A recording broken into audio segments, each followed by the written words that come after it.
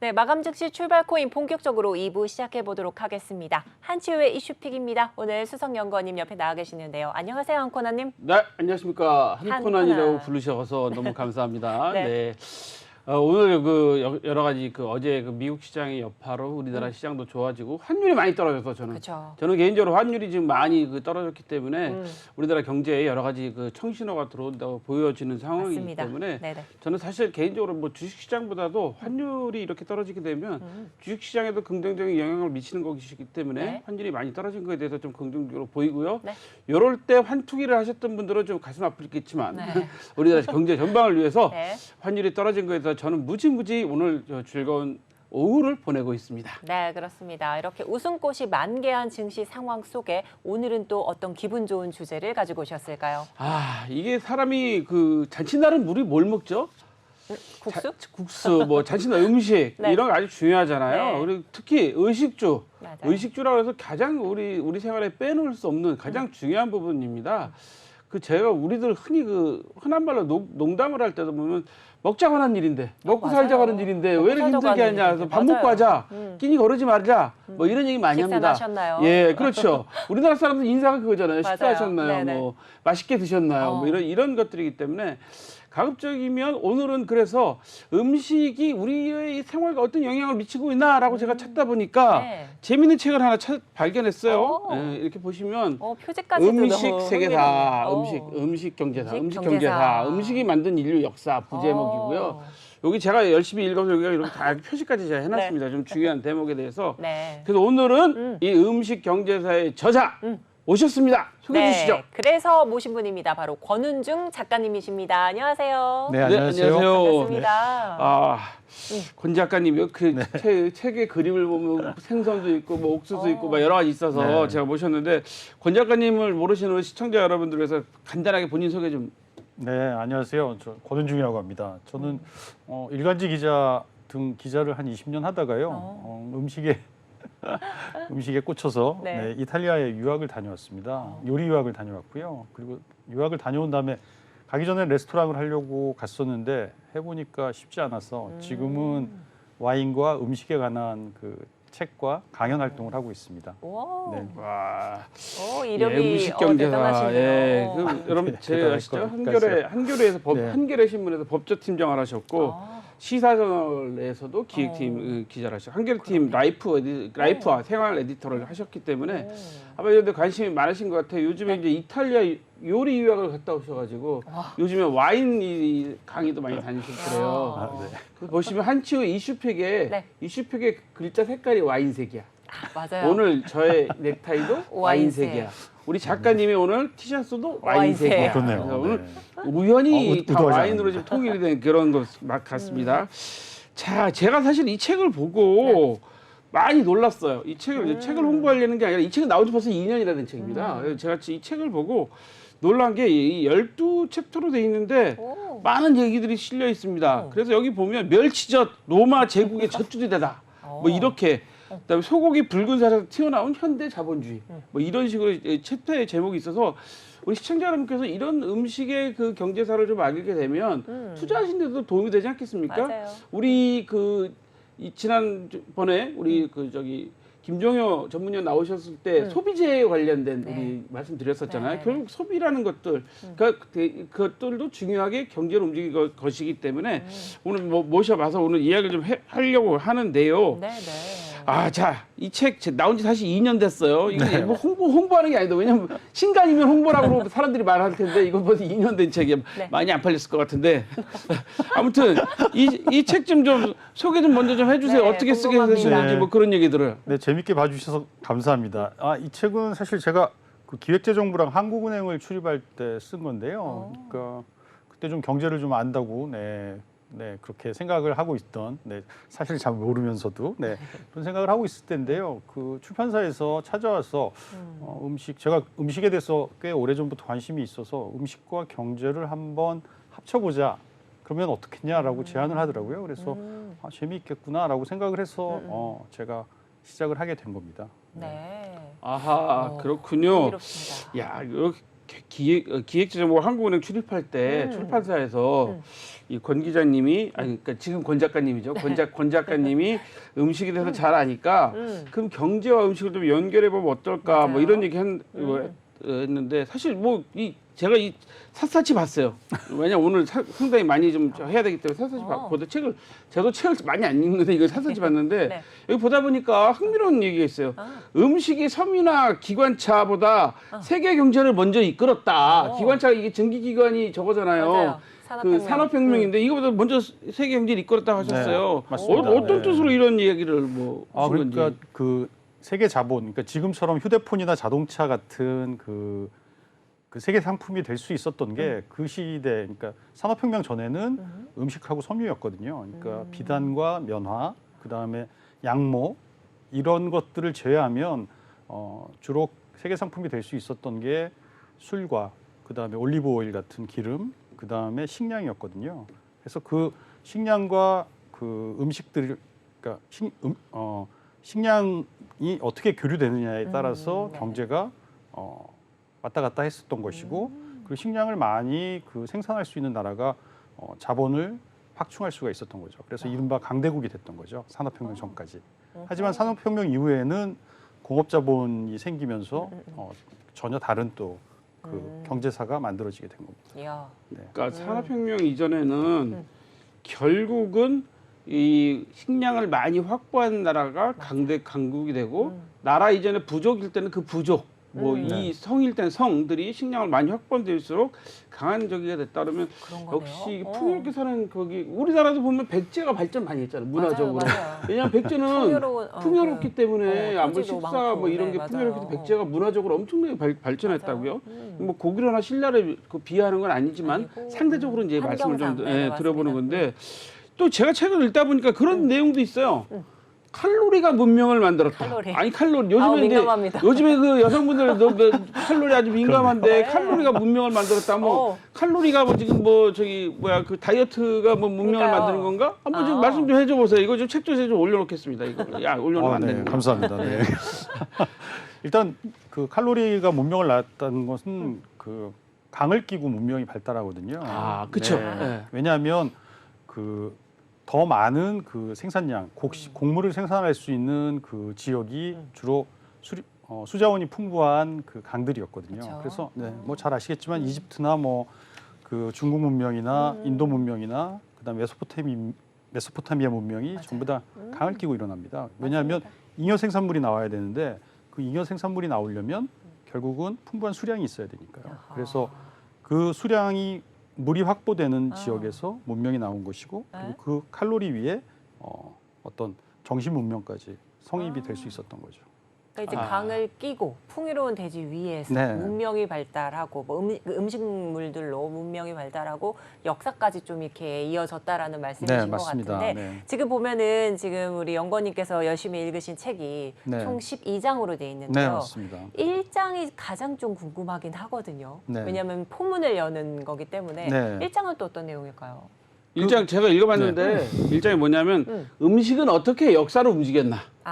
뭐 이런 얘기예요. 사실 제가 이것 때문에 이 책을 처음에 손에 잡게 됐거든요. 그래요? 우리 보통 서점에 가면 책을 딱 뺐을 때 머리글을 맞아. 읽어본다든가 맞아요. 일장을 읽어보는데 일장을 딱 보니까 이 음식이 역사를 움직였다? 어허. 어떻게 했나? 왜냐면 음식에 우리 그런 거 많아요. 우리나라 역사도 보면 뭐 왕을 뭐 독살하려고 뭐 맞네요. 음식에 뭘 넣었다든가 그래서 김이상궁 김이상궁 뭐 이런 얘기 있었잖아요. 많이 나오잖아요. 그래서 아주 재밌는 얘기 있어서 음식이 역사를 움직였는데 음식이 경제 역사를 어떻게 움직인 어허. 겁니까? 네. 네, 뭐 잘 알려진 사피엔스라는 책이 있는데요. 유발 하라리 교수가 쓴 책인데 거기에 보면 농업혁명을 거대한 사기극이라고 규정을 합니다. 왜 그러냐면 농업혁명이 일어난 이후에 인간이 수렵생활보다 훨씬 더 어려워졌다는 겁니다. 그러니까 고된 노동을 해야 되고 그 노동의 대가는 사실 보잘것없고 그래서 농업혁명은 거대한 사기극이다 이런 말이 나오는데요.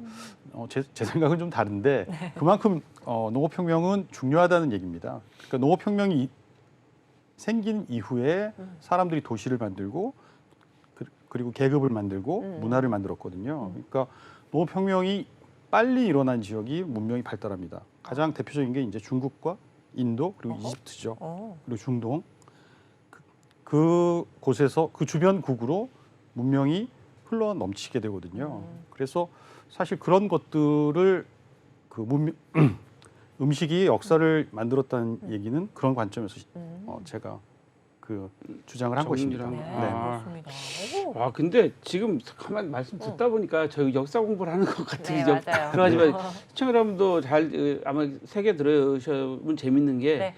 이런 역사가 결국 경제 역사하고 같이 돌아가게 움직이게 되는 거거든요. 근데 보면 지금 뭐 보면 인도 문명, 뭐 중국 문명, 뭐 여러 가지 뭐 그 메소포타미아, 뭐 이집트 뭐 이런 얘기 나오는데 사실 이집트 별로 주변에 지금 현재는 그렇게 사는 게 좀 그렇죠. 네. 인도도 그렇게 보다 보면 네, 맞습니다. 뭐 네. 음식이 뭐 그 강요로 했지만 계급이라는 것 때문에 고착화되기 맞아, 때문에 더 맞아요. 국가가 발전하는데 좀 여러 가지 문제가 있는 것 같고 참 여러 가지 말씀 듣다 보면 근데 사실 영국 같은 나라는 진짜 못 살았던 나라예요. 왜 네. 1800년대에 은행이 처음 생기고 뭐 이렇게 하고 뭐 하긴 했지만 이런 그 영국이 뭐 이렇게 이런 문명들을 수탈하면서 발전한 거 아닙니까? 왜? 맞아요. 왜 이렇게 된 겁니까? 네, 맞습니다. 이게 역사의 아이러니인데요. 문명이 먼저 만들어진 나라보다 먼저 만들어진 옆에 나라가 더 그 산업화가 빠릅니다. 그러니까 로마 지금도 그 미국 문명이 앵글로색슨이 만든 문명이잖아요. 근데 영국에서 시작된 겁니다. 근데 영국이 게르만족들이 세운 나라거든요. 근데 이 게르만족들은 뭐 잘 아시겠지만 고대 로마를 멸망시킨 사실 어떻게 보면 야만족이죠. 네. 유목민족인데 네. 그 유목민족이 결국은 서유럽 문명을 만든 거죠. 근데 왜 그러냐면 그 칼로리가 많은 나라일수록 문화가 발전하는데 그 문화 자체가 너무 강건한 겁니다. 그러니까 왕이 신이고 왕에게 충성을 다해라.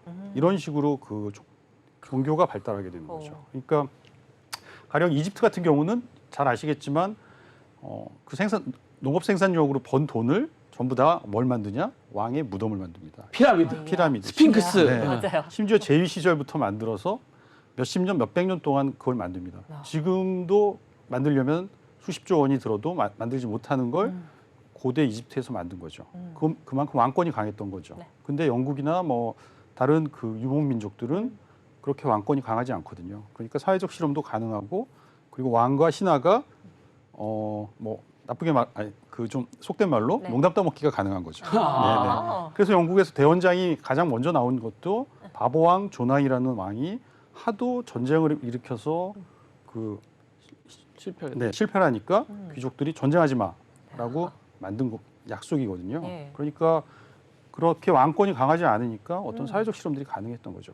그러면 사회적 실험이 가능하면 혁신이 일어나니까 문명이 발달하고 산업화가 좀 더 빨리 일어나게 되는 겁니다. 네. 그 칼로리가 높으면 이런 말씀이 방송에서 이런 얘기 하기 참 말씀해 주세요. 어려운데 배에 기름기 낀다고 그러잖아요.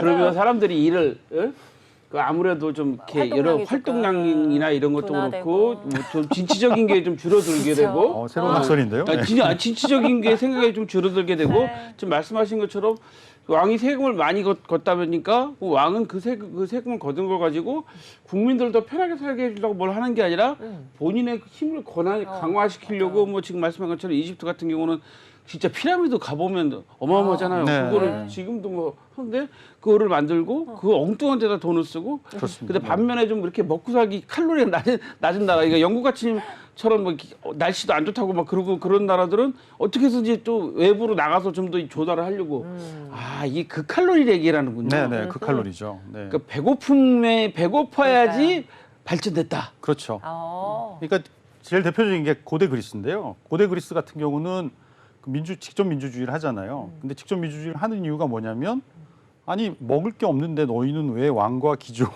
그 노름을 하고 있느냐. 이걸 문제 제기를 한 겁니다. 그리고 나중에는 그 고대 그리스가 그 해운업이 발달하니까 뱃사람들이 많이 그렇죠. 생겼어요. 그래서 뱃사람들한테 민주주의를 보장해 달라고 그 사람들이 시위를 하니까 그 사람들에게 민주주의를 보장하거든요. 그런 그 어떤 가난할수록 요구가 많아지는 거죠. 야, 그 배고플수록 배고플수록 간절할수록. 그 네, 그렇습니다.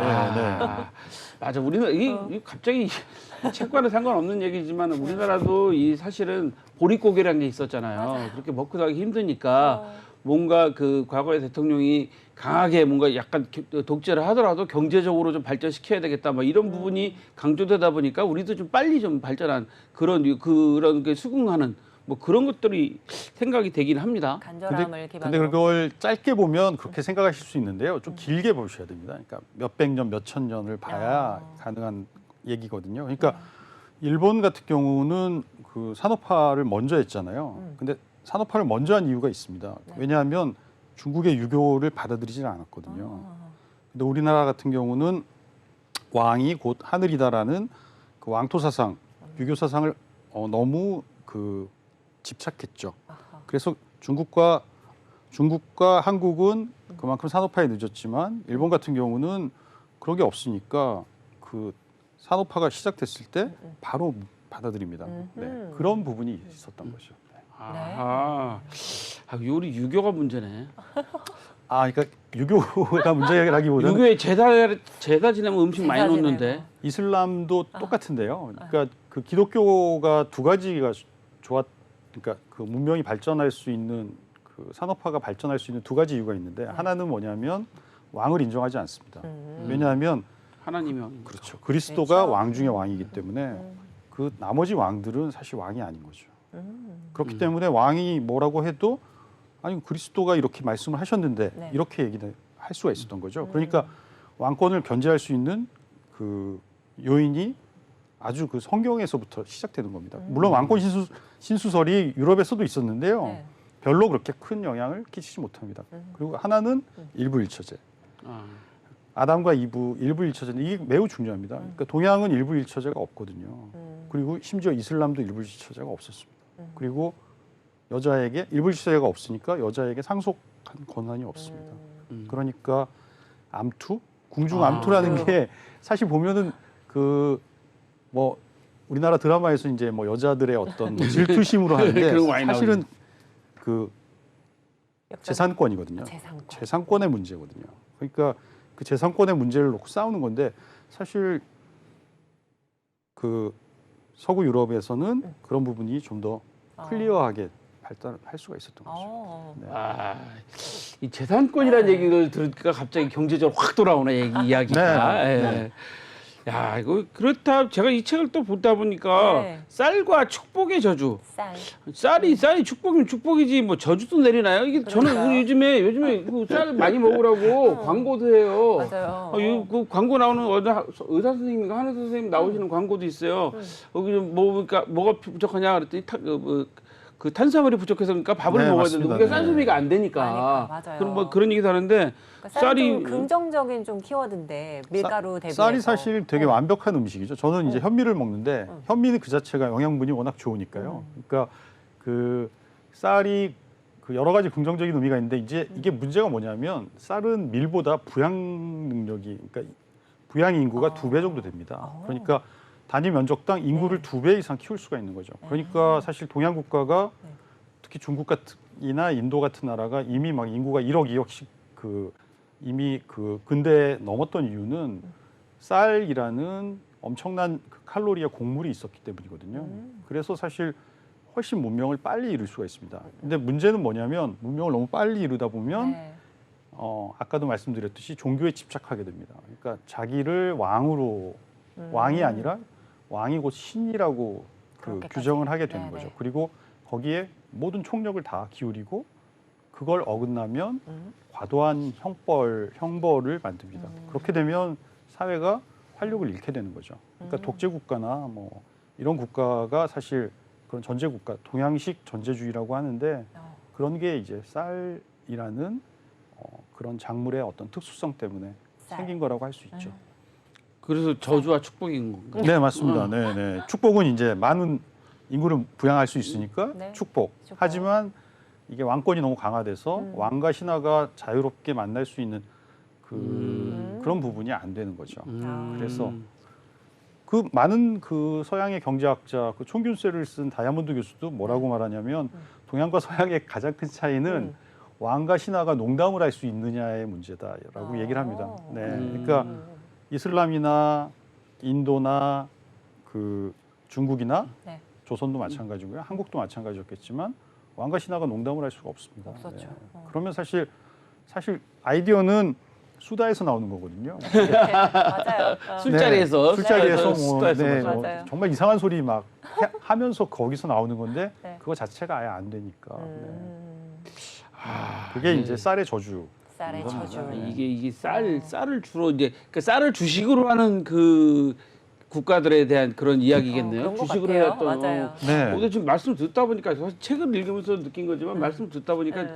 많이 공감되는 게 조선의 친하가 이순신 장군이 선조 임금님한테 아침 드셨어요? 뭐 이러면 진짜 그건 불경의 아니죠. 불경일 것 같은. 처형이죠, 처형. 일단 엎드려야 되잖아요. 그러니까 그런 생각이 그런 생각이 네. 들어가네. 바짝 엎드려야 되잖아요. 아. 네. 그러면 뭐 그런 얘기를 할 수가 없죠. 그쵸, 그쵸. 네. 그 말씀 드리니까 갑자기 확 공감이 와요. 맞아요. 우리 영화를 봐도 서양 영화들 보면 왕하고 그렇게 의자에 이렇게 앉아서 얘기하고 막 그런 것들이 맞아요. 있는 관계라서 야 이거 맞는데 여기 또 제가 있다 보니까 옥수수 얘기를 해요. 옥수수. 왜 옥수수 왜냐면 요즘 옥수수 중요합니다. 왜냐면 우리가 옥수수가 뭐냐면 기름도 짜죠. 아. 그다음에 그 뭐야 사료로도 쓰죠. 네, 맞아요. 그다음에 뭐 여러 가지 건강식으로도 많이 활용하는데 옥수수에서는 슬픈 옥수수라고 표현을 쓰셨어요. 슬픈 옥수수가 자본주의의 검은 피가 된다. 이 검은 피가 된다. 이거 되게 무서운 말인데. 근데 사실 앞에 말이 중요해. 슬픈 옥수수요. 슬픈 옥수수. 예.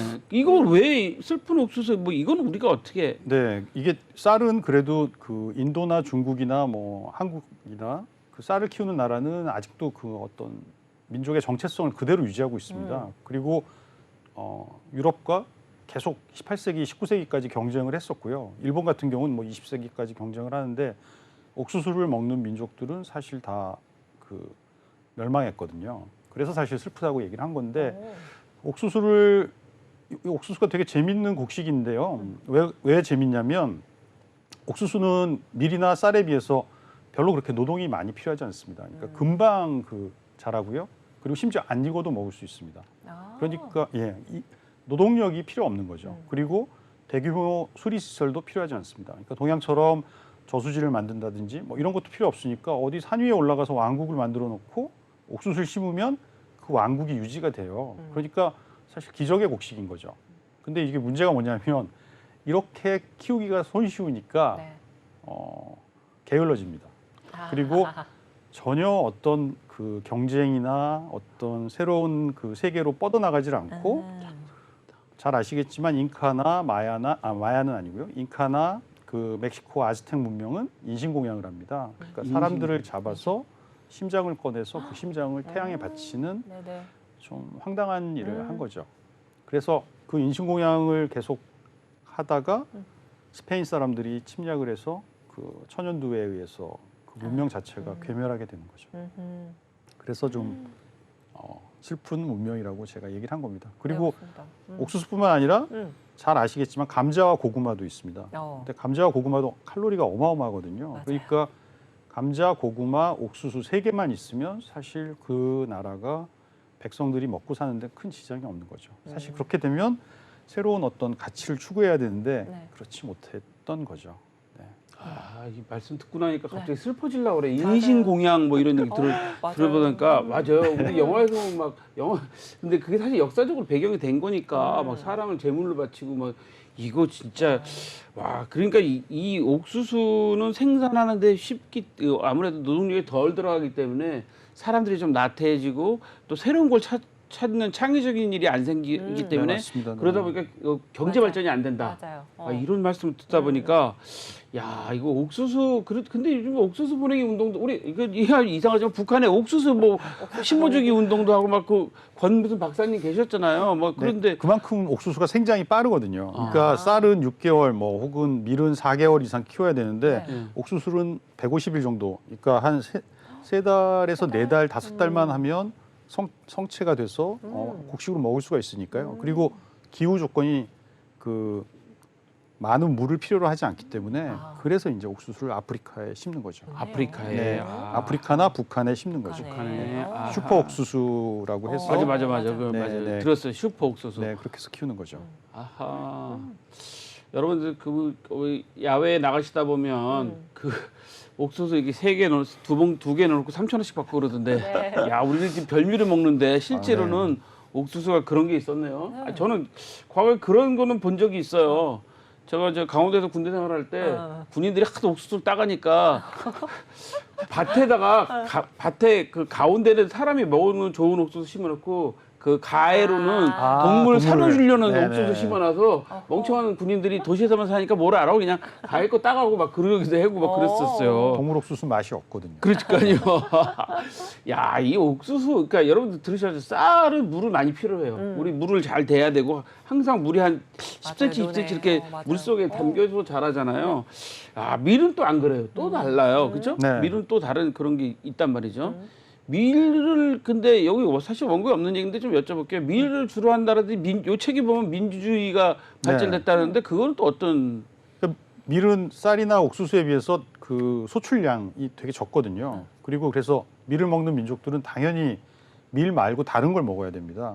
그게 이제 가장 대표적인 게 우유하고 치즈였던 거죠. 그래서 그 이탈리아에 가보면 이탈리아 사람들 소울푸드가 우유예요, 의외로. 오. 그러니까 우리처럼 빵이 소울푸드다 이렇게 생각하지 않고 우유와 치즈, 그 다음에 빵을 3개를 그 소울푸드라고 생각을 하더라고요. 근데 그만큼 빵이 가진 칼로리는 되게 낮거든요. 그러니까 칼로리가 낮으니까 지배층이 뭐라고 얘기를 해도 안 듣는 거죠.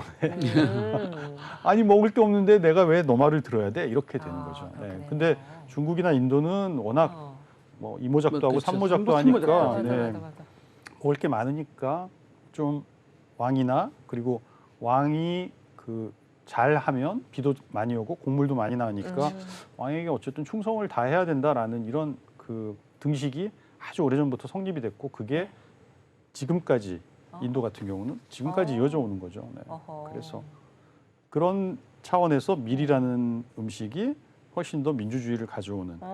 아까도 빨리 네, 가져오겠다. 아까도 말씀드렸듯이 신하하고 왕이 같이 이렇게 이야기할 수 농담을 있는. 네, 하면서 혁신적인 아이디어를 네, 만들 수가 그랬군요. 있었던 거죠. 어허. 네. 아, 이거 와, 되게 공감이 많이 가죠. 맞아요. 공감이 제가 많이 가는 게 지금 쌀을 주식을 하는 나라들, 그다음에 밀을 많이 키우는데 옥수수 키우는데 생각 머릿속으로 이렇게 그려보면 네네.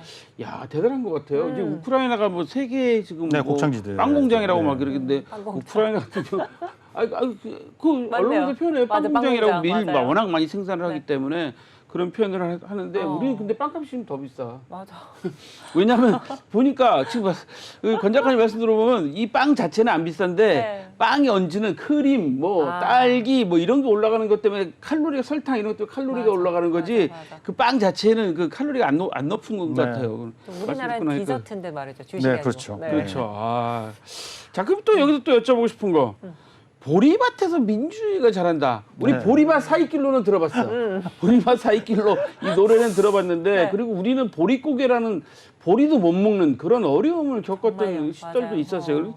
그 보리밭에서 민주주의가 잘한다. 정말 책을 꼼꼼히 읽으셨네요. 저 사사지 봤다니까 이거 보셨어요? 이거 제가 이거 여기다 그러니까요. 와. 이거 견주찌까지 껴가면서 책 다 읽었다니까 지금.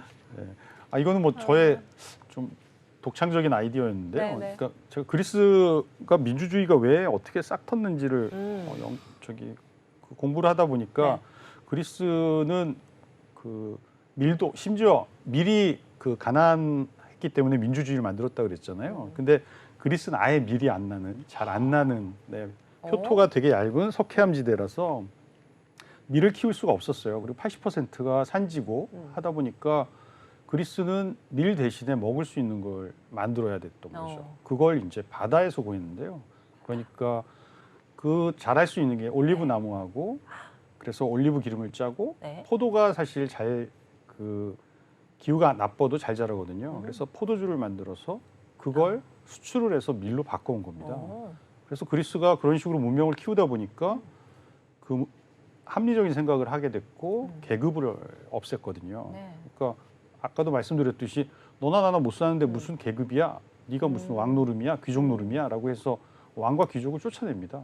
끊임없이 혁신을 해서. 그리고 평민들에게 그 직접 민주주의, 그러니까 정치에도 참여하고 재판에도 참여할 수 있는 그런 그 기회를 계속 주게 된 거죠. 네. 그래서 그리스에서 직접 민주주의가 싹 텄고 그 직접 민주주의가 공화정이라는 다른 형식으로 로마로 퍼져나간 거죠. 그리고 그 로마의 공화정을 아이디어로 삼아서 중세 도시 국가들이 생긴 거고요. 그러니까 민주주의가 그 고대 그리스에서 시작됐는데 네. 사실은 진짜 가난하고 찢어지게 가난했기 때문에 네. 밀도 안 나는 나라. 네. 네. 거기에서부터 고대 그리스가 시작된 야, 거죠. 네. 진짜 흥미로운 이야기 들려주시는데 진짜 음식이 역사를 만들고 아, 문화를 그러니까요. 이끌고 네. 우리가 이 한치오 20픽을 통해서 네. 뭘 드린다 그랬죠? 경제 지식을 드린다 그랬죠? 오늘은 지식을 드리는 날입니다. 그러니까 네. 와, 이게 왜 이렇게 국가별로가 이렇게 그 약간의 그 문화적인 차이가 있고 맞아요. 그 역사의 차이가 있는지를 우리가 음식으로서 생각을 해보니까 아, 이런 그 부분이 있구나라는 생각을 하게 돼요. 왜냐하면 강원도에서 감자가 많이 나니까 우리가 강원도 분들한테 뭐 감자바위 우스갯소리로 그런 얘기도 하지만 네, 네. 강원도도 사실은 땅이 전부 다 산이고 막 그러니까 맞아요. 척박하니까 그렇죠. 그런 거고 네, 감자가 우리나라만 해도 없었어요. 우리 보면 벌써 저 호남평야 그러면 김제평야 그러면 벌써 쌀이랑 그쵸. 풍요로움이 생각되고 네, 네, 네. 거기에 그 김제 같은 경우는 동진강 뭐 이런 거 딱 벌써 영산강 이런 거 딱 생각나기 때문에 맞아요. 야 이거 벌써 이게 문화와 음식 다 얘기됐는데 다 엮여 있는 것 근데 같습니다.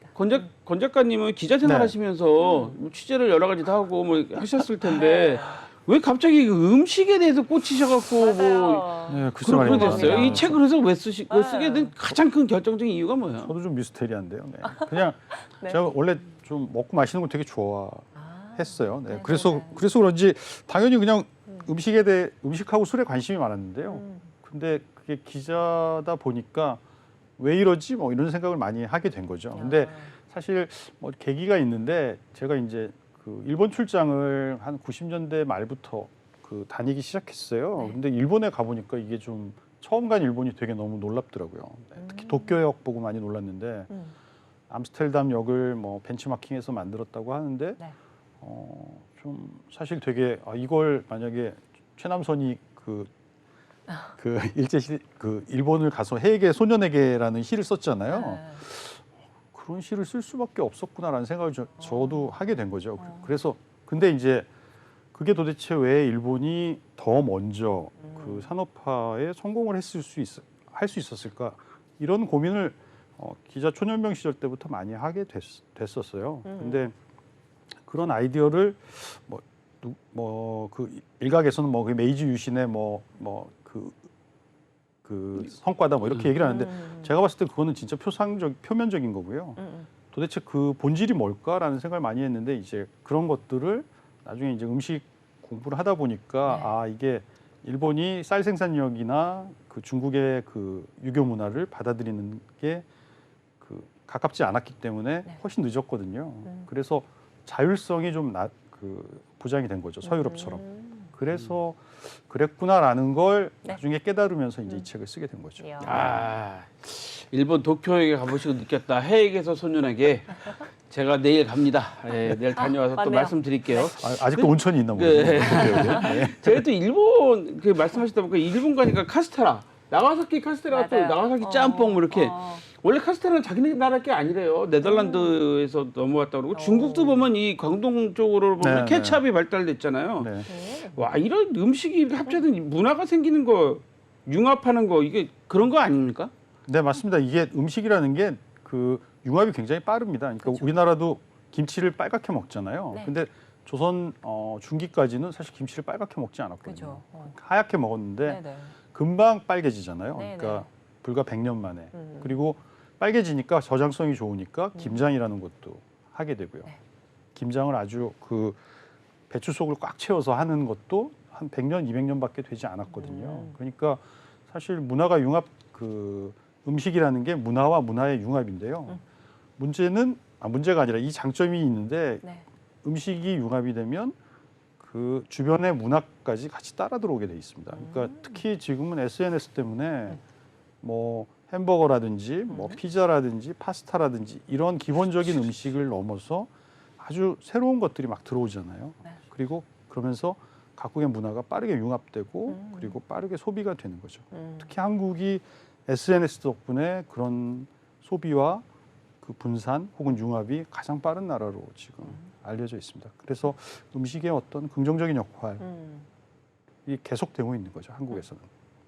야, 이 말씀 듣다 보니까 되게 공감 가는 게 네. 이제 우리는 이 피자, 네. 스파게티가 사실은 젊은 친구들 햄버거 일주일에 한 번씩 먹을 거예요. 진짜 익숙하게 젊은이 분들은 네. 한 번씩 먹을 정도로 아주 익숙한 문화가 돼버렸어요.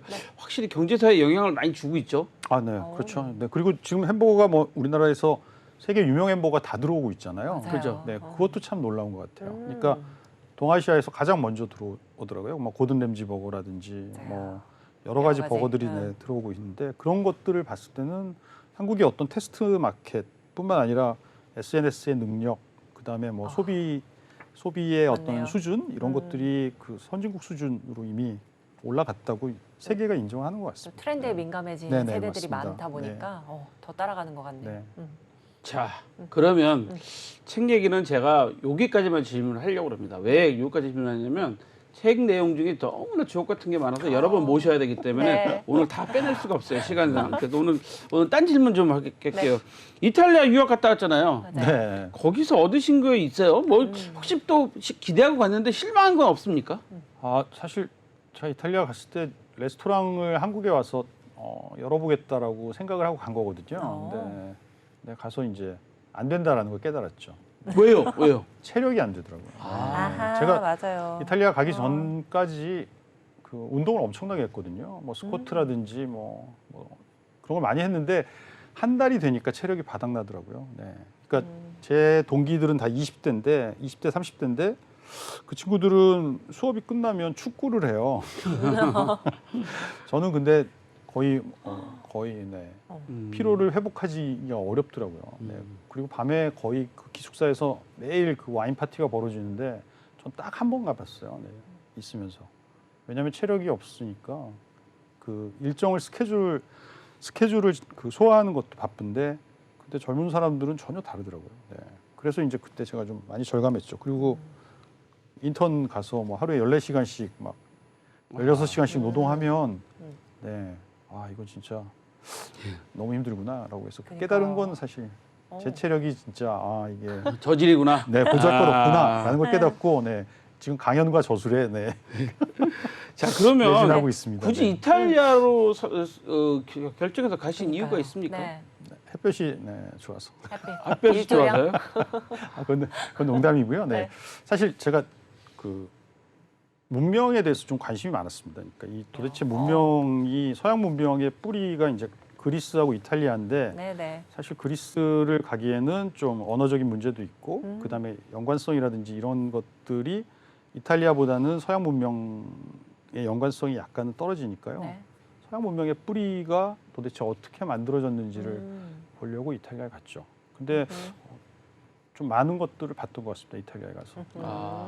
그렇군요. 네. 오늘 질문 준비한 건 정말 많은데 많은데. 시간을 말씀을 좀 천천히 하시고 그랬고 시간을 지금 다 못 썼어요. 네. 시간을 못 써서 오늘 궁금한 거 또 여기까지 여쭤보겠고요. 네.